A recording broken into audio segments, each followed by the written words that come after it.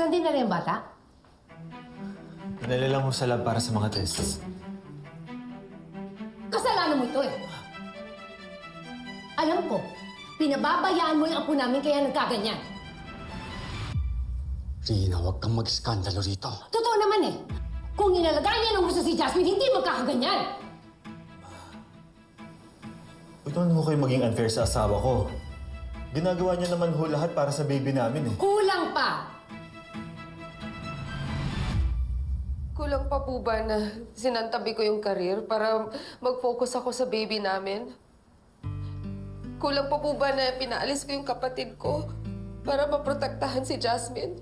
Huwag mo mang isumbat yung mga ginagawa mo. Obligasyon mo yan kasi nanay ka. Hindi naman po ako nagbibilang, Ma. Ang hinihiling ko lang po, huwag niyo akong sisihin na wala akong ginawa. Na ginusto ko to. Nanay po kayo. Kayo po dapat ang unang nakakaintindi sa akin.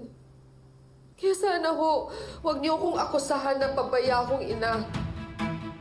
Huwag mo nga akong dramahan. Puro ka excuses. Pag may masamang mangyari sa apo ko, hindi kita mapapatawad.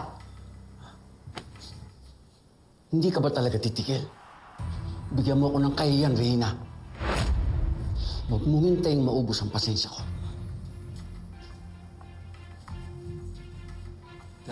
Dad, Ma.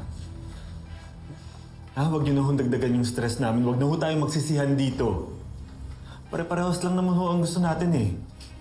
Kumaling si Jasmine, di ba?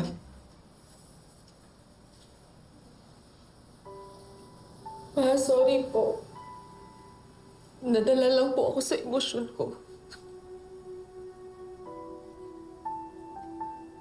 Huwag na natin palakihin ito, Regina. Nagsorry ni manugang mo. Ano? Sorry din. Taas ako ng boses. Pwede po ba maging united na lang po tayo? Ha? Ang gusto lang naman ho natin, di ba, malampasan lahat to ni Jasmine?